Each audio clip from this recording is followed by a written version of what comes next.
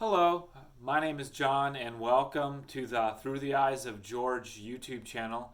Today, what we're going to talk about is something that was very prevalent in George Washington's time and something that's still prevalent in today's current culture and politics, and that's the topic of immigration.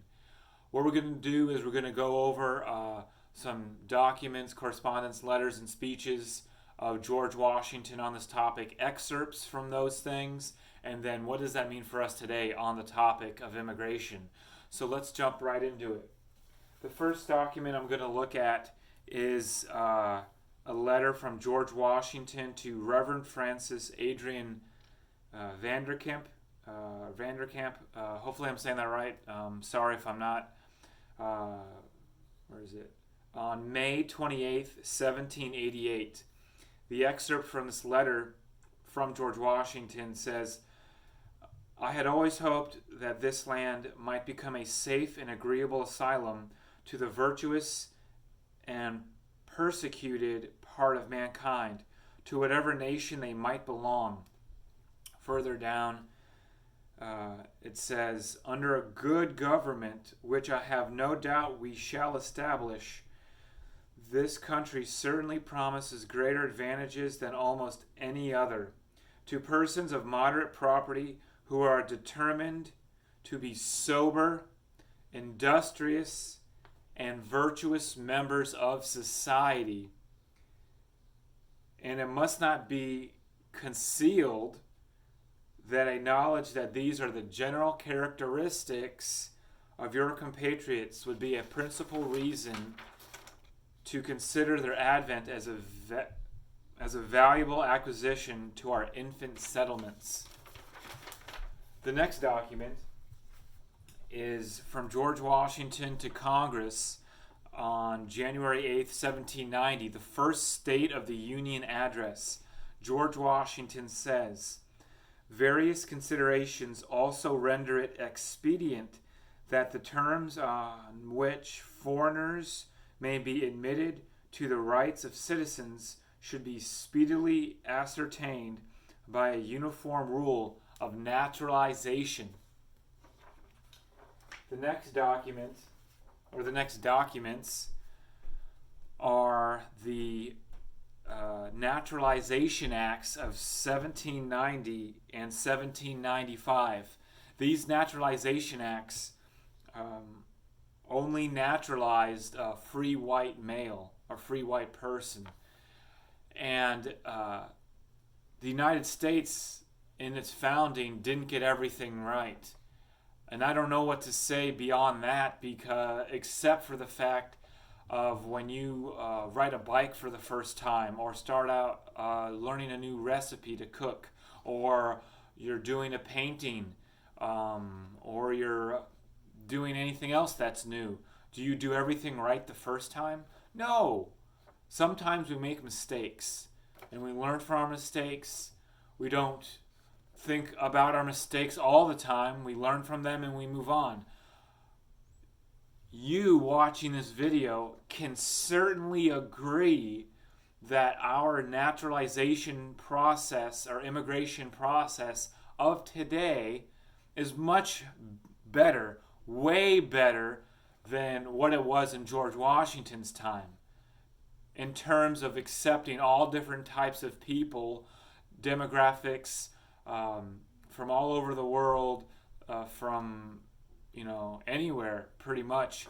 And it has its flaws, yes, but it's way better than accepting these Naturalization Acts of 1790 and 1795. Beyond that, I don't know what to say. That's for you to decide. And again, I'll leave all of my sources in the description below. The next document is a letter from George Washington to John Adams on November 15th, 1794. George Washington writes, "My opinion with respect to immigration is that except of useful mechanics,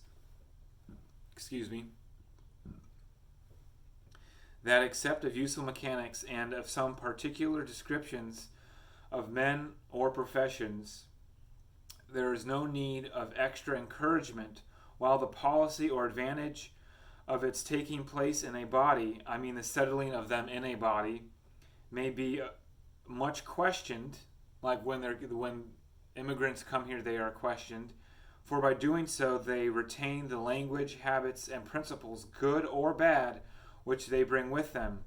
Whereas by an intermixture with our people, they or their descendants get assimilated to our customs, manners, and laws. In a word, soon become one people. American. The next and final document I'm going to be reading from is George Washington's farewell address on September 19th, 1796. This excerpt says, "Citizens by birth or choice of a common country, that country has a right to consecrate your affections. The name of American, which belongs to you in your national capacity, must always exalt the just pride of patriotism more than any appellation derived from local discriminations with slight shades of difference," because we all have different backgrounds and we come from different types of people. "You have the same religion, manners, habits, and political principles. You have in a common cause fought and triumphed together. The independence and liberty you possess are the work of joint councils, joint affairs, of common dangers, sufferings, and successes. But these considerations, however powerfully they address themselves to your sensibility, are greatly outweighed by those which apply more immediately to your interest. Here, every portion of our country finds the most commanding motives for carefully guarding and preserving the union of the whole." Now, I say all these things and I talk about all these documents to talk about what that means for us today, the life and politics of today, through the eyes of George Washington. Now, all the things that we've gone through as a country in terms of immigration. Now, think about this for a second. The founders of our country, they didn't immigrate here.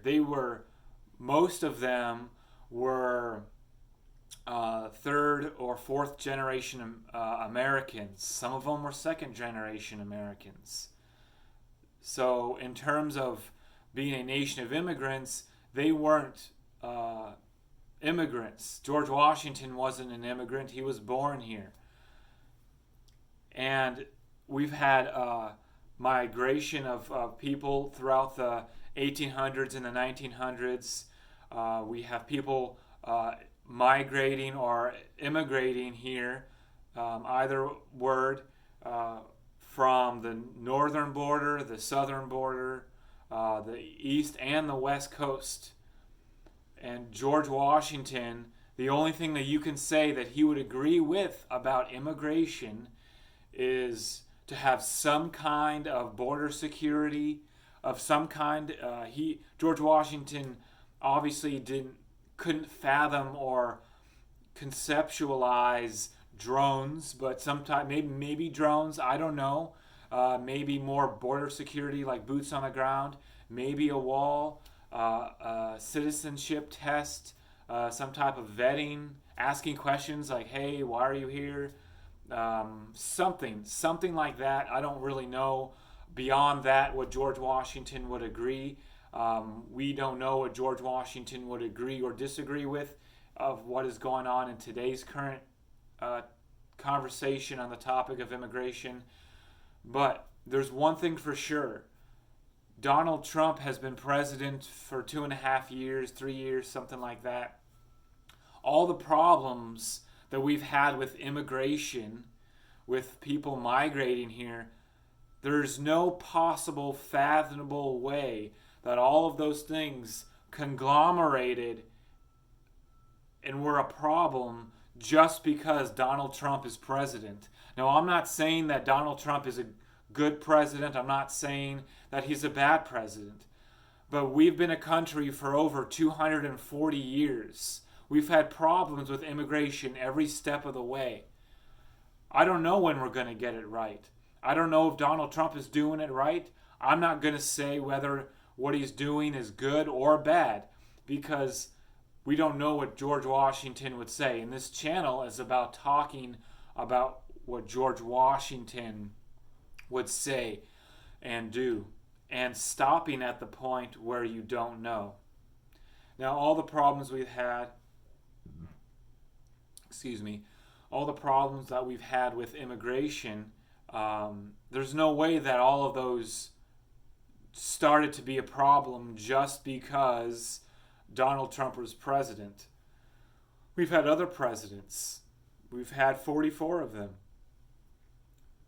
Obviously, there was problems, and there have been legislation in the last, let's say, 10, 15, 20, 30 years to help with that issue of immigration. So that's all I have to say about that. Again, all my sources I'll put in the description below.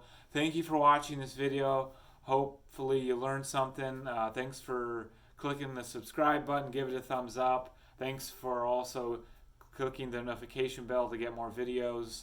And looking forward to seeing you soon. Thanks.